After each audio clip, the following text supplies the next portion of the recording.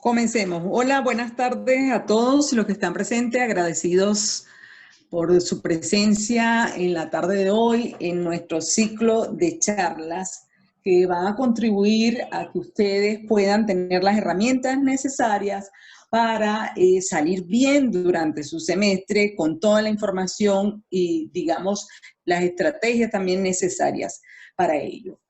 Hoy tenemos a un invitado muy especial, que es el profesor Daniel Betancourt, quien es abogado egresado de la Universidad Católica Andrés Bello, que es su casa de estudio también. Él ha realizado estudios de especialización, derecho financiero, derecho tributario, y también es nuestro profesor de pregrado acá en la Escuela de Derecho, y específicamente en materias como metodología de la investigación jurídica. Por ello lo hemos invitado hoy, pues él maneja muchísima información que va a ser realmente útil para ustedes y que les va a servir de orientación a la hora de desarrollar un trabajo escrito. Entonces, no me queda más que darle la bienvenida y adelante, profesor. Bueno, buenas tardes a todos. Muchas gracias, profesora Trina, por la presentación y por la invitación, igual que con la profesora Josefina. Me siento profundamente honrado. Creo que el deber de un profesor va más allá de simplemente dar un contenido específico dentro de las cuatro paredes que representa la cátedra. Y creo que en esta época es muy importante, primero, hablar más allá de profesor, sino hablar como abogado de la experiencia de que muchos profesores tenemos un poquito más de años en el mundo y hemos visto muchas cosas dentro del ámbito académico. Y en segundo lugar es motivar a los alumnos, porque al final muchas de las fallas del sistema o de las cosas que creemos que están mal se corrigen es desde los tempranos semestres, de los primeros años de la carrera, en que se debe aprender algunas cosas como ética del trabajo, manejo del tiempo y bueno, precisamente que es el tema al final es el tema de la integridad en el trabajo académico y en general en la investigación. Fíjense, la profesora Trina me puso un aprieto al titular un poco esta charla como consecuencias de redactar mal. Yo la redefiní como consecuencias de mal redactar. La idea de esto es un poco revisar una falla específica estructural dentro del campo de la ética de la investigación que le ha traído dolores de cabeza a muchos alumnos, en algunos bien merecidos, en otros casos quizás por no manejar o por no ser cuidadosos de la manera que exige el estándar de la Universidad Católica Andrés Bello para la realización de evaluaciones. Aquí les coloco una agenda, parece muy larga, pero no tanto es. Yo creo que esto, más que un tema meramente académico, les quiero hablar desde algún conocimiento que pueda tener y sobre todo desde la experiencia, de manera más que aleccionar o dar una clase magistral, es un poco para que vean o vayan conociendo unos temas que son medulares. Ya este profesor conoció que la universidad tiene una profunda preocupación específicamente por el tema del plagio y su sanción, y le ha puesto a todos los alumnos de la universidad a pasar un pequeño curso por módulo 7 relacionado con la integridad de la investigación y el plagio. Vamos a retomar quizás un poco más profundo o más concreto a lo que hacemos en derecho, esas consideraciones, pero al final yo creo que la idea es que todo suma y que todo consejo que les pueda dar a alguien con mayor experiencia en el mundo del derecho y en el mundo académico, que les pueda servir y que por lo menos le haga un pequeño eco para que puedan de cierta manera modificar o mejorar la gestión de los recursos que tienen con un evidente efecto en el rendimiento académico. Lo primero es una noción muy básica, que ya van a ver que esta noción básica es muy importante en este tema de la teoría general del derecho. Y es la diferencia entre carga y deber. Y usted me dirá, bueno, profesor, ¿y qué tiene que ver la carga y el deber en un pequeño espacio en que hablemos de consecuencias de redactar mal o de mal redactar? Y bueno, esto es muy importante porque cuando usted hace una tarea, una evaluación, está frente a dos cosas distintas.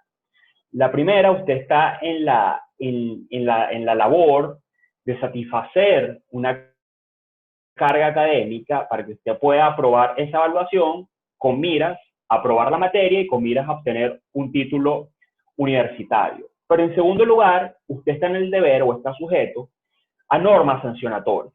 En el caso particular de la ética de la investigación, ya les habrá dicho sus profesores de teoría general del derecho, que bueno, que la moral y el derecho no son lo mismo, son diferentes. Esa es la particularidad o uno de las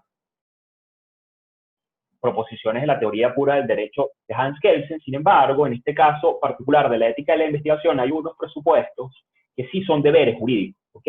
Y usted se enfrenta a dos cosas. Uno, aprobar la materia, y dos, no infringir un ordenamiento específico. Y con un mismo hecho, usted puede no satisfacer una carga y a su vez infringir ese deber jurídico. Fíjense que el diccionario panhispánico español jurídico, que siempre me parece una buena referencia para aclarar términos, y se los recomiendo, ese diccionario lo realizó la Real Academia Española, está online, fue estos dos conceptos que me parecieron fáciles de digerir. Por una parte, una carga es una necesidad de realizar determinados actos para poder ejecutar un derecho o evitar un perjuicio. Por eso ya en algún momento en sus clases de teoría general del proceso y en los procesales civiles y los procesales administrativos, verán que existe algo que se llama carga procesal. Yo tengo la carga de demostrar, tengo que hacer algo para llegar a un resultado. La ley no me obliga a ello, pero yo tengo que hacerlo para mejorar mi posición. Yo estudio para el examen y lo intento aprobar o sacar una muy buena nota, estoy satisfice una carga académica. Pero concomitante a esto está el deber, que aquí lo define la Real Academia Española como aquellos que las personas están obligadas, es decir, es una actuación coactiva, y aquí lo dice la Real Academia, por razones de orden moral, por determinación de las leyes, como es el caso que hablaremos, o como resultado de obligaciones o por los contratos. Fíjense que ya es diferente, que la carga es voluntaria. Nadie me obliga a mí a pararme a las 7 de la mañana del lunes a viernes para recibir una clase de derecho por 5 años, sino que es algo que yo voluntariamente hago para obtener el título de abogado, mientras que el deber sí me obliga a la ley, sí es una actividad coactiva, sí lo impone el ordenamiento. Y esas son dos diferencias muy importantes en esto, porque las consecuencias son totalmente distintas. Si yo no satisfago una carga, por ejemplo, si satisfago una carga académica, no aprobaré la materia y no podré ser abogado, ¿ok? En cambio, si yo infringo un deber, ya estamos en el terreno del derecho sancionatorio, del derecho penal, de la imposición por vía del jus puniendi del poder del Estado, y aquí lo define la Real Academia como que la infracción de un deber subjetivo, es decir, aquel que tiene una persona en específico, bueno, es uno de los caracteres de la responsabilidad penal que genera responsabilidad penal. El concepto aquí es que es diferente a pesar de que cuando yo redacto mal y tengo un trabajo deficiente, es probable que no satisfice la carga para aprobar la materia, pero también, además de eso, me pueden ser impuestas sanciones por violar el ordenamiento de la universidad. Y esto que les digo, que parece algo muy sencillo, muy tonto, y que viene de la teoría general del derecho, no todo el mundo lo entiende, y esto ha creado grandes discusiones académicas y en órganos de gobierno en las universidades, porque pareciera, y se ha argumentado muchas veces, la violación del principio constitucional del non bis in idem, que seguramente en su clase de Derecho Constitucional lo han escuchado, es decir, no ser juzgado y no ser sancionado dos veces por el mismo hecho. Es decir, estamos en dos veces. Si usted hace una tarea mal, muy probablemente, insisto, lo van a reprobar, o presenta una evaluación deficiente, probablemente lo van a reprobar. Una evaluación deficiente cumple con ciertos presupuestos de hecho establecidos en normas sancionatorias de la universidad, además le van a imponer una sanción. Entonces, digamos, el primer concepto que quería, digamos, traer al foro para que lo tomen en consideración porque es un presupuesto evidente de lo que vamos a hablar. El ilícito, por definición, cuando uno hace una tarea mal al que está expuesto, es decir, al ordenamiento sancionatorio ante un trabajo más de no satisfacer la carga, la sanción que se establece, o mejor dicho, el ilícito que se establece es el plagio. El plagio está relacionado, y por eso es que se castiga de manera grande, con un bien jurídico que es muy importante en la academia, que es la honestidad y la integridad de las evaluaciones. Por eso precisamente, ya lo veremos, en el reglamento del régimen disciplinario de los alumnos, el tema del plagio específicamente y otras de la integridad, referentes con la integridad de las evaluaciones, son las que tienen ponderaciones de castigo, porque existe un deber jurídico de que las personas, los estudiantes que vayan a obtener un título universitario, lo hagan con su propio esfuerzo, lo hagan con honestidad, lo hagan con las evaluaciones. Ya en esta lámina se repite algo que veníamos diciendo en los minutos pasados, que es que, bueno, la infracción del plagio visto como carga conlleva a que se repruebe la evaluación, considerando las circunstancias del país, los costos y el tiempo.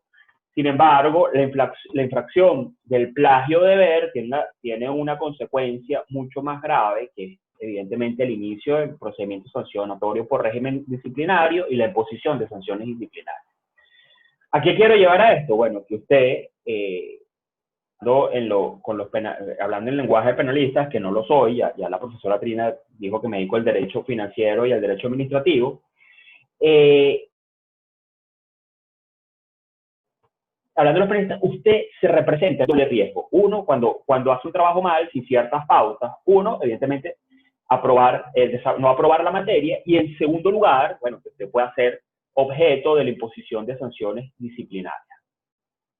Ahora, diciéndole que el plagio lo puede llevar por dos caminos muy amargos, vamos a hablar un concepto que me parece que es el más completo y el más sencillo de todos. El plagio, como lo define en este caso, esto es una oficina, se llama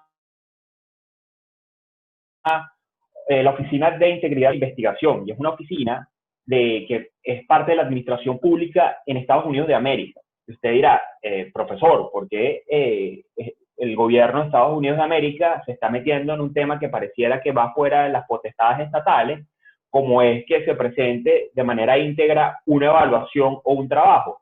Y bueno, es muy sencillo. Esta oficina pertenece al equivalente del Ministerio de Salud en Estados Unidos, y se han dado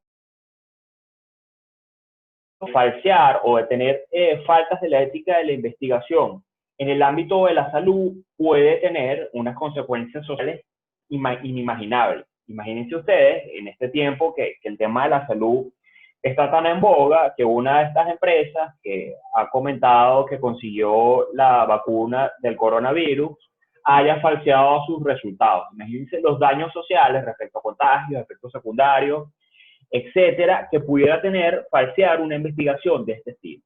Y esta oficina, que es una de las ha sacado una doctrina y que termina siendo una de las principales fuentes de referencia en el tema de la investigación, de la integridad de la investigación y específicamente del plagio, ha sacado este concepto.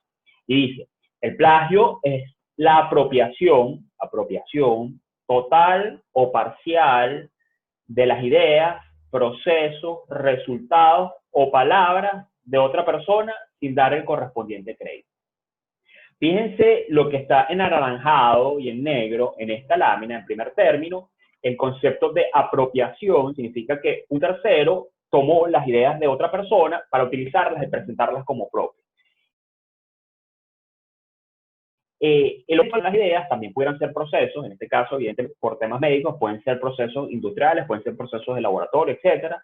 Resultados o simplemente palabras sin dar el correspondiente crédito. Y esta última frase es muy importante porque en el ordenamiento de los derechos de propiedad intelectual se establece algo que no existe respecto a cualquier otra cosa que esté protegida por el derecho de propiedad. Y es algo que se llama el derecho a cita. ¿Ok? Es decir, cuando académica o escrita, una obra literaria, como se se conoce en el ordenamiento de propiedad intelectual, usted no puede excluir a los terceros, a diferencia del resto del derecho de propiedad, a que no lo use. La única condición para que lo usen es que lo citen correctamente. Ahora, desgranando un poco esta noción o este concepto de plagio de la obra, hay unos 4 presupuestos que son universales a toda la doctrina. El primero, que exista una obra académico ya existente, atribuible a una persona o un grupo. En segundo lugar, que se use todo o parte de la obra atribuida a otras personas en una obra propia.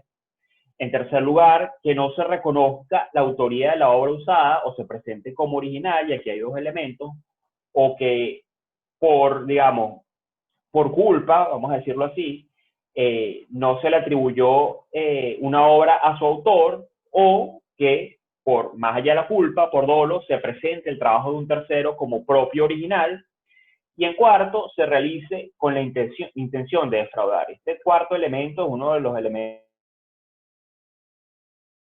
y eso es inherente a la profesión del derecho, a ser abogado, porque si ustedes ven un poco lo que piensan otras disciplinas de lo que hace el derecho, sobre todo en Estados Unidos, en la doctrina anglosajona, se da cuenta que las otras disciplinas ven al derecho como algo que trata, demuestra y materializa la culpa. Y eso siempre me ha parecido muy interesante, porque nosotros consideramos el tema de la intención como muy automático, y lo construimos a través de pruebas en la profesión. Sin embargo, bueno, siempre es un elemento etéreo, difícil de demostrar, y que, bueno, se trabaja a través de cadenas indiciarias, presunciones, etcétera, de pruebas.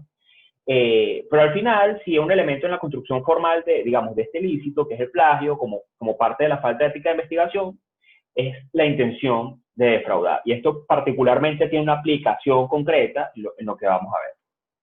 Ahora, ¿cuál es el objeto del plagio?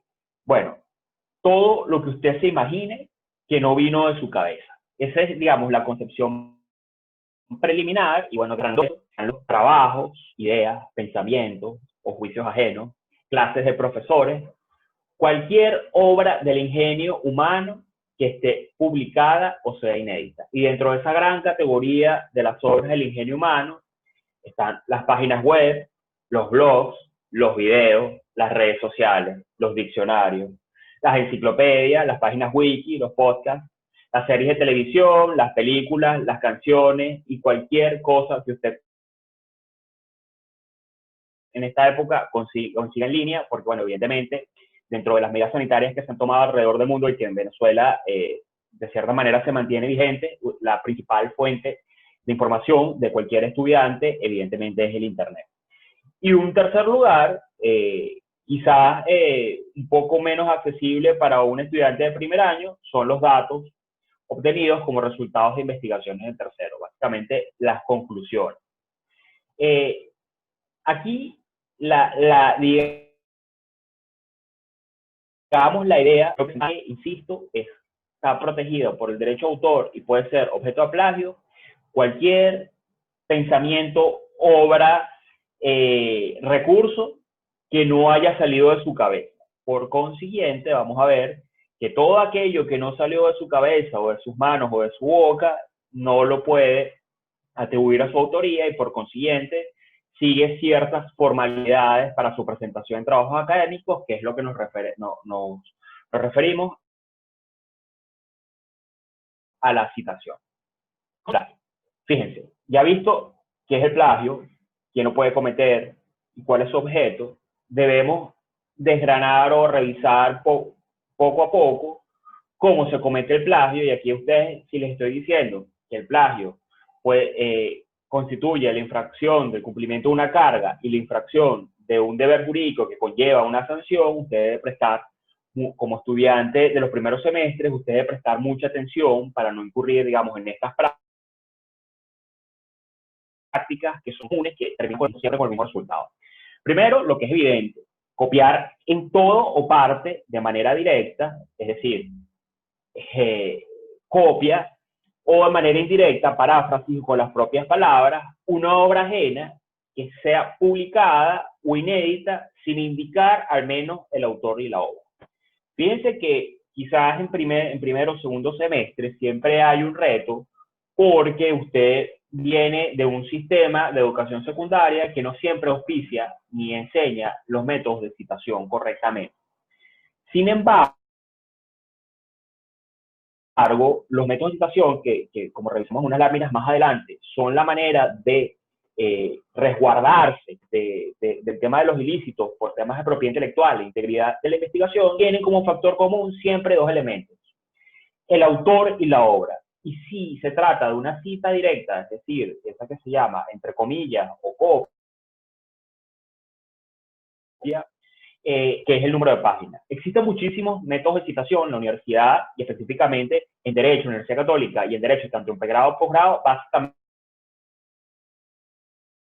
usan dos. Uno es el APA y el otro es el método Chicago. Más allá, y probablemente van a tardar todo un semestre tratando de desentrañar cómo se usan. Sin embargo, sí les insisto que sea cual sea el método que usen, que hay muchísimos, digamos, a nivel mundial, y todos vienen básicamente de la principal fuente de producción de conocimiento del mundo, que es la economía y la academia de Estados Unidos de América. Todos vienen de universidades anglosajonas. Cualquiera que ustedes usen, siempre, digamos, estará alrededor de esto. Y después ya le daré un par de consejos de cómo manejar esto sin alta metodología de investigación. En segundo lugar, además de copiar en toda parte una obra escrita, es obtener información en línea sin indicar igualmente al autor y la fuente. Y con información en línea, nuevamente, puede ser redes sociales, podcasts, series, canciones, otros webinars de YouTube, etcétera, etcétera, etcétera. En tercer lugar, un elemento que no es tan blanco y negro como los dos antes, que sí es sancionado específicamente por muchas universidades, y creo que el ordenamiento de la Universidad Católica esto estaría más en gris que en blanco y negro, es usar para aprobar una materia un trabajo ya realizado en otro. Eso es lo que se conoce como autoplagio. Por ejemplo, las universidades más importantes del mundo, y ahorita se me viene específicamente el reglamento disciplinario de la Universidad de Oxford, lo sanciona en blanco y negro y tiene una pena específica para ello. En cuarto lugar, y sí es absolutamente en blanco y negro, la nociva y desgraciada práctica de encargar trabajos a terceros, y quizás en la economía actual del país, los estudiantes llegan y sus familias llegan justo a pagar la universidad y a su manutención, por lo cual no existen fondos excedentarios para encargar trabajos a terceros. Pero esto sí es una práctica peligrosa, esto sale en todos los manuales de todos los trabajos académicos de plagio, como algo que es muy importante, una práctica que evidentemente debe ser desterrada. Y nuevamente vamos al concepto de carga y deber. Usted tiene la carga de que con su propio esfuerzo apruebe las evaluaciones y los trabajos. Por ello, siempre está desterrado y sancionado encargarle a un tercero que satisfaga la carga por usted. Y esto debe ser increíble. Este profesor, quizás en un momento lo podemos discutir, conoce lamentables historias a niveles de posgrado, de doctorado, de grado, de último semestre, especializaciones, maestrías, etcétera. Lamentablemente la naturaleza humana es así, que intenta de manera artificiosa satisfacer carga, y bueno, evidentemente eso es muy fácil de descubrir, por lo cual es una práctica que personalmente, se lo digo no como profesor ni como nada, o sea, se lo digo como una persona que ha visto más cosas que ustedes, siempre venzan la tentación de encargar un trabajo a tercero. Es mejor reprobar la materia que encargar otros. Vamos a ver por qué. Quinto lugar, usando trabajos de otros cursos, incluso bajo la autorización del autor. Este es un caso específicamente grave. Este es el caso que vemos muchos profesores. Por ejemplo, existe una misma materia dada por dos profesores y existen alumnos de otros cursos y le dicen, mira, préstame el trabajo. Sí, cómo no, aquí está. Y bueno, terminas presentando ese trabajo. Los profesores afortunadamente nos comunicamos entre sí, y los profesores tenemos olfato para saber si un alumno con un determinado rendimiento escribió un trabajo o no y para contrastarlo con lo que se dio en clase. Y eso, lamentablemente, también es más común de lo que ustedes consideran y lamentablemente está absolutamente penado por la universidad, dentro del concepto de la infracción a la honestidad y la integridad que deberían tener las evaluaciones de la universidad. Fíjense, algo que ha visto este profesor durante todos los cursos que ha dado, en ya casi son 10 materias, es que cuando se le acusa al alumno de que presuntamente cometió plagio, una de las defensas prototípicas es que el alumno dice que no copió textualmente, sino que resumió, parafraseó con sus propias palabras las ideas ajenas. Y eso, a este nivel estamos, de la universidad, parafrasear ideas ajenas con tus propias palabras, sin citar la fuente, constituye evidentemente un plagio tan grave como haber copiado textualmente la frase de otro. ¿Qué otra defensa ha visto este profesor de las que los alegan los alumnos? Y se los digo de una vez antes y adelantándome a lo que viene en las láminas siguientes. Bueno, una de esas defensas que parecen que ya son comunes es que normalmente en las materias, y por ser una competencia transversal a todas las mallas curriculares de los planes de estudio de derecho, una de esas competencias es el trabajo en equipo. Normalmente los profesores organizan o le piden a sus alumnos en equipos. Y bueno, normalmente no entienden que el trabajo en equipo es un trabajo en conjunto, es una mancomunidad, es algo que se hace entre los números de equipos y que no son parcelas separadas de que cada quien escribe una parte del trabajo y después un copiar-pegar. Y cuando a veces normalmente hay plagio, los alumnos dicen, bueno, yo profesor, mi parte del trabajo está muy buena, está bien, yo la hice con mi propio esfuerzo, pero el capítulo o la sección o la pregunta, en efecto, está copiada. Y ahí, bueno, hay un régimen de coautoría que se define en esos casos y el consejo es que antes que eso les pase, aprendan a trabajar en equipo y suena feo, pero bueno, aprendan a revisarse los trabajos, o sea, o las partes entre ustedes, o que al menos exista uno entre ustedes que, bueno, hagan un doble check, una doble revisión de todo el trabajo primero para que no sea un retazo de redacción pegado, como muchas veces terminan siendo esos trabajos, y tenga una redacción fluida y sólida, siempre experimente temas sancionatorios. Aquí sí les digo que los profesores, y otra de esos consejos que da Daniel Betancourt, que los profesores tenemos, mientras ustedes están yendo, nosotros hemos ido y vuelto, y también fuimos estudiantes, y muchos de nosotros somos todavía estudiantes, y sabemos cómo funcionan las cosas. Y por consiguiente, hemos visto todas las argumentaciones, sabemos cómo funciona la realidad y si usted se va a defender de plagio o de una acusación de este estilo, la argumentación tiene que ser mucho más elaborada. Veremos cuáles son las únicas posibilidades de defensa. ¿Qué no es plagio? Y aquí están las únicas posibilidades de defensa. Uno, la doctrina las ha enumerado en, a ver, sí, son 4. Primero, la utilización de verdades públicamente reconocidas. Usted no, en teoría, no tendría que citar a nadie, no tendría que dar la autoría para decir cosas evidentes como que el cielo es azul, la tierra es redonda o los tribunales imparten justicia. ¿Ok? O sea, esas son verdades públicamente reconocidas. 2, ya se pone, digamos, más complicado, utilizar ideas generalmente compartidas por todos los que cultivan una cierta rama del saber. Y esto, si hago ciertas excepciones, digamos, o hago una aclaratoria, que sobre todo se refiere al uso de términos. O sea, usted no tiene que citar a Carneluti y Carla Mandrei cada vez que usa la palabra jurisdicción o competencia. Pero si usted va a buscar la definición o va a tratar la definición de jurisdicción o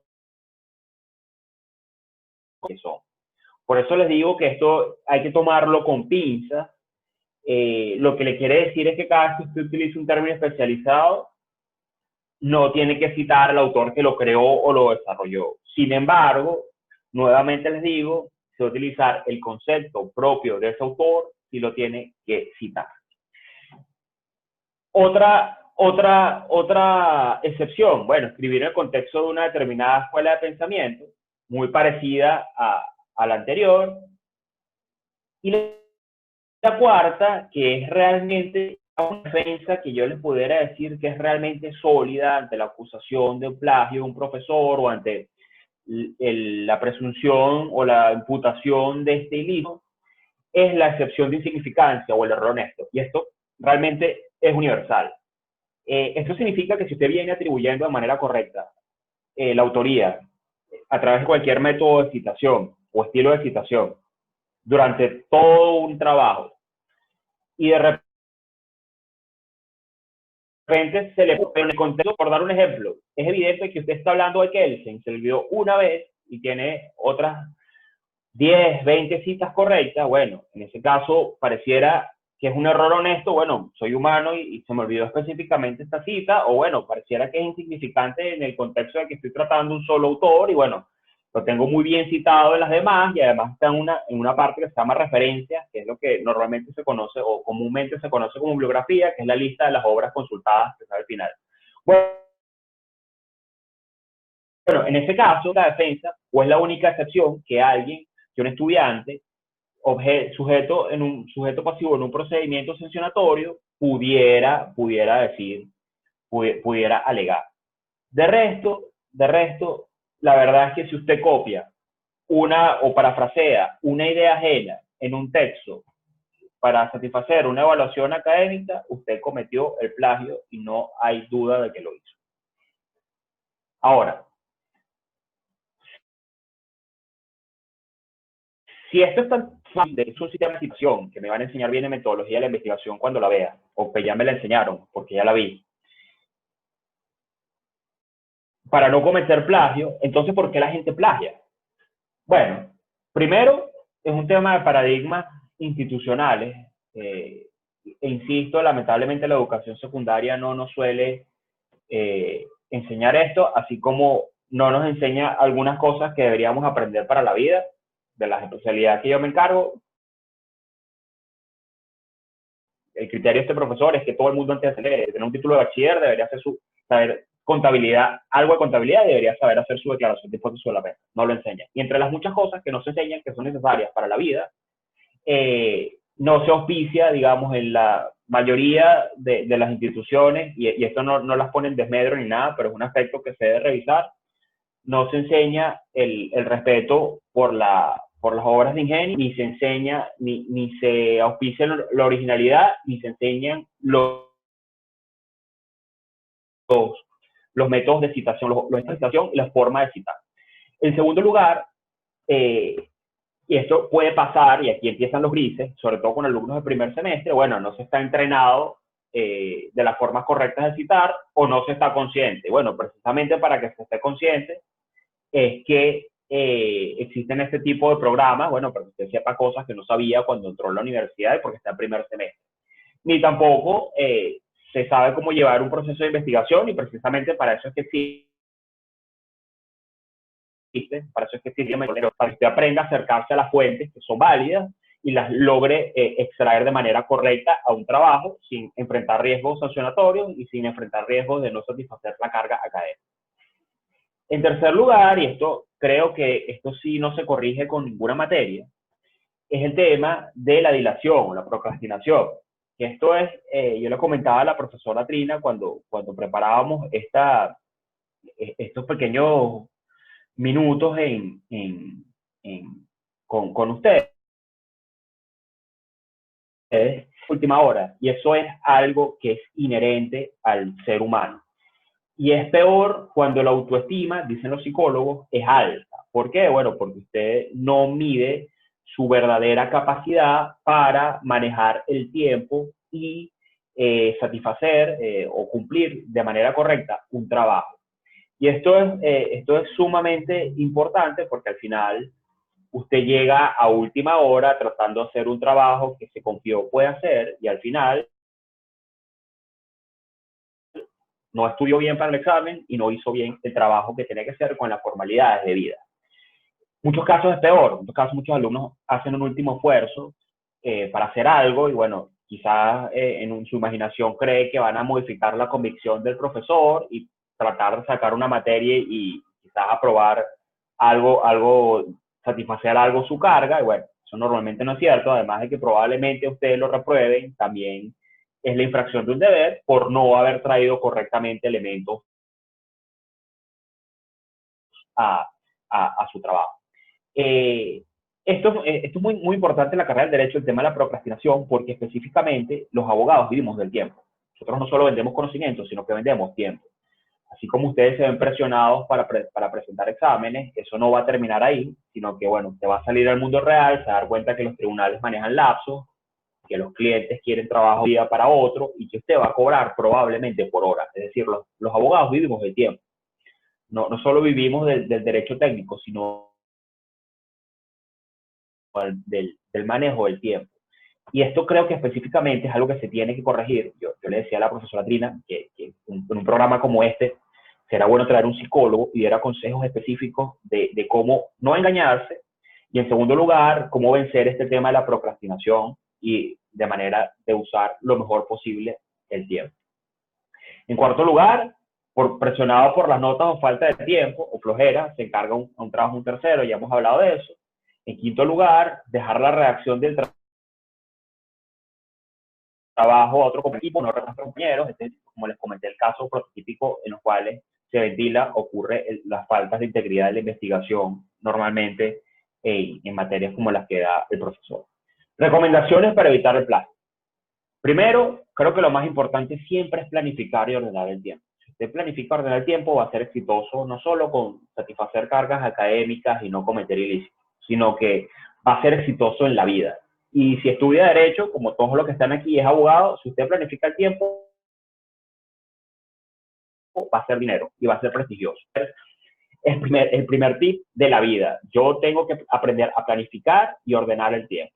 Así como la primera competencia de todas las mallas curriculares es aprender a aprender, bueno, usted tiene que aprender a planificar su tiempo. En segundo lugar, bueno, esto quizás es más complejo y se tarda un semestre en asimilar la metodología de la investigación. Se tiene que investigar de fuentes confiables de literatura para documentar un trabajo. Y el Internet suele ser engañoso y perjudicial en muchos casos. ¿Y por qué les digo esto? Bueno, porque muchas veces ustedes pueden ver un blog que parece que tiene una información legítima, citan el blog o toman la información del blog y sucede que la información del blog a su vez es un plagio y usted tenía un deber objetivo de cuidado de buscar la información como era. En tercer lugar, leer. Lean bien los textos, sí, léanlo. Algo que pareciera que no es con natural los alumnos es leer, que parece increíble en una escuela de Derecho. Bueno, lo veo en todas las evaluaciones que le hago a mis alumnos, que no leen bien. Muy importante leer con calma, extraer ideas, pensar, meditar de qué se trata, y bueno, y si puedo usar una cita o no, y si puedo utilizar este texto y tiene sentido en lo que lo uso, y si este texto no es un plagio, a su vez de otra cosa. En cuarto lugar, utilicen un solo estilo definido de citación y no tengan miedo a citar. Si usted no ha visto metodología de la investigación y le mandan un trabajo, al profesor, ¿qué estilo de citación se usa aquí? ¿Cómo cito? Y si tiene dudas, pregúntale. Y siga preguntando, el profesor está para eso, sobre todo si no ha visto metodología de la investigación. Ya después, cuando vea metodología de los seminarios, se da cuenta que esto es más fácil de lo que parece. Pero en todo caso, si está usted en primero o segundo semestre, necesariamente le tienen que preguntar al profesor un trabajo, ¿cómo cito? ¿Qué cito? Y de qué más lo entiendo. Usted tiene un manual, profesor, qué estilo es, conseguiste en internet que es el estilo que necesita. Es decir, bueno, de cierta manera esos estilos se hacen de manera intuitiva, de la forma que todo el mundo lo puede usar, y esos manuales están escritos de manera intuitiva. Y en quinto lugar, en trabajos en equipos, revisen mutuamente el trabajo de los compañeros o designen un revisor, como les vengo diciendo, porque esta es la principal situación que este profesor ha visto en los cuales existe un plagio. Y en forma general, si a usted no lo asignaron obligatoriamente en un grupo, bueno, elija bien a sus socios o con quien se va a asociar en esa tarea de hacer un trabajo. Sanciones al plagio. En el poco tiempo que nos queda, pues estamos apretados de tiempo. Fíjense, hay dos artículos importantes que sancionan la falta de integridad en las evaluaciones en este reglamento sobre el régimen disciplinario de los alumnos, que la versión más reciente es del 22 de octubre de 2019. Son el artículo 5 y el artículo 6. Primero, este reglamento de la página de la universidad, todo estudiante se lo debería saber de memoria, de manera de que pueda adaptar su conducta a las normas y no se vea sorprendido ante una infracción. En primer término, y esta es la que específicamente sanciona el plagio, que es el artículo 6, numeral primero. Presentar como propio una idea o trabajo, autoría de terceros, sea en forma parcial o total, con o sin consentimiento del autor. Fíjense que esta definición es muy parecida a la que vimos de la ORI de plagio. La sanción es una suspensión temporal de 2 a 6 meses y completa el artículo diciendo en una o dos más asignaturas o en la totalidad de la carga académica para la que el estudiante se hubiera inscrito en el periodo lectivo correspondiente. En la vida real, lamentablemente, me ha tocado que vengo evaluando alumnos y de repente me llega un oficio, una carta de la escuela, diciéndome, estimado profesor Betancourt, ¿cómo está usted? El alumno fulanito de tal fue sancionado por un procedimiento por la infracción del artículo 1 del reglamento de régimen disciplinario y le agradecemos que no lo deje entrar al salón, no lo evalúe más. Es decir, en mitad de un semestre, es que normalmente se impone la sanción cuando probablemente usted ya pagó y además de pagar, usted ya lleva recorrido parte del semestre, viene estudiando, de repente lo sancionan con una suspensión temporal en esa materia o en toda la carga académica, lo cual se concluye en que usted no va a poder terminar el semestre y lo perdió. Primera sanción. La segunda es la del numeral quinto, la del numeral primero del artículo quinto, que se llama incurrir en conductas fraudulentas que comprometen la integridad de la evaluación. Esto evidentemente es la sanción para copiarse un examen, pero si usted lee bien el tipo penal, pudiera incardinarse en otras conductas que pudieran ser fraudulentas. Por ejemplo, usar un trabajo de una materia que ya aprobé para aprobar otro. Es una conducta fraudulenta. Usted inscribe una segunda materia para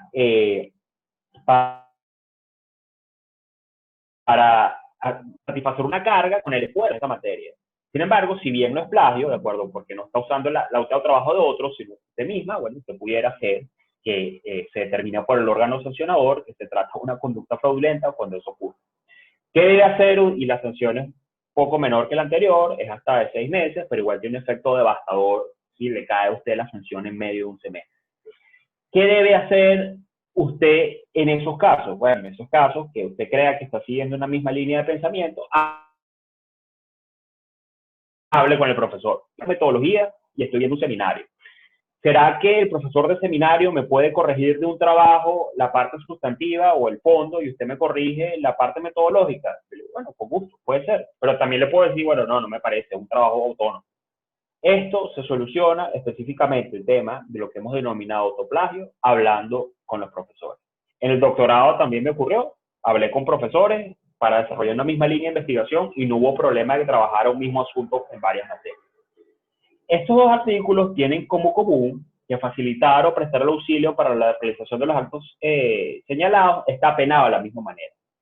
Segundo consejo, no preste sus trabajos ya aprobados. Nunca. ¿Por qué? Porque usted no sabe qué van a hacer con este trabajo y si alguien más se lo copia, usted va a ser castigado como que si hubiera sido plagiado, el que plagió fue usted. Fíjense, aquí, bueno, existe en este reglamento, existen variaciones, además de las defensas que le dije, el error honesto, que se aplica de acuerdo a la vía de proporcionalidad, la reparación del daño y la aceptación de la responsabilidad. Esto es muy importante, yo sí les digo, si usted está consciente de que se representaba en un riesgo y plagió, lo agarraron, acepte la responsabilidad y pida que se le aplique de manera proporcional la sanción. ¿Por qué? No haga perder el tiempo a los demás. Te estoy diciendo que esta es una materia en blanco y negro y que sobre todo se evitan este tipo de digamos, en generación. Pero si usted, lamentablemente, no lo logró, acepte la responsabilidad y no le haga perder tiempo al sustanciador ni a los órganos de la universidad, porque además tiene un incentivo para aceptarla. Fíjense que cuando les hablaba de la carga del deber y que les decía que esto es muy importante, es porque el Consejo Universitario tuvo que sacar un artículo para decir específicamente que si usted reprueba una materia no es una sanción, sino que la sanción es la que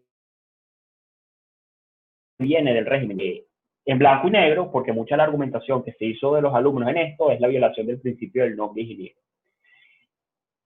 Fíjense como un principio general del derecho que parece tonto entre la carga y la sanción generó una profunda discusión en los procedimientos jerárquicos de revisión, de reconsideración en esta materia, y bueno, tuvieron que incorporar específicamente algo. Sí, nuevamente, y está por escrito en el reglamento del Consejo Universitario. Si a usted le reprueban la materia por darse un examen, eso no es distinto a la sanción de suspensión que probablemente le va a venir a usted por la materia.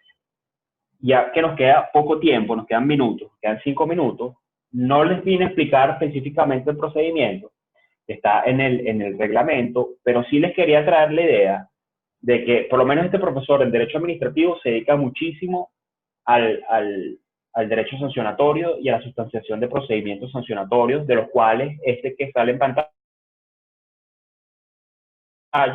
es una y al profesor le costó años, a este abogado le costó años llegar al nivel de especialización en que está.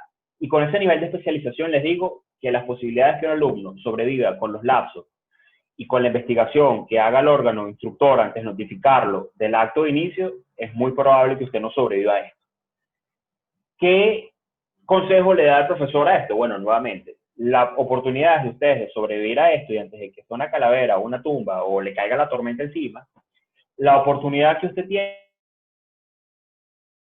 es evitar esto al nivel, y es evitar esto en la ejecución, es decir, citar correctamente, si no sabe preguntarle al profesor, si lo sabe aplicar el manual, revisar los trabajos en equipo de manera de hacer un doble check, una doble revisión de que no haya ningún cabo suelto, no contratar trabajos de terceros, ser planificado con el tiempo, y todos los consejos, digamos, que le hemos dado sobre la debida ejecución de los trabajos que usted presenta, bien sean de investigación o para satisfacer un requisito. Si pongo la lámina en blanco y negro porque veo con el nivel de experticia que usted puede tener en primero o segundo semestre, o inclusive ya terminando la carrera, es difícil que usted sobreviva o que tenga solo la argumentación para salir, digamos, de un procedimiento de estos aireosos. De hecho, el derecho sancionatorio es muy difícil y los órganos sustanciadores, en términos normales, siempre se comportan de manera y siempre es una carga difícil de superar para un administrado en cualquiera de las administraciones sancionatorias que existen, sobrevivir a estos procedimientos.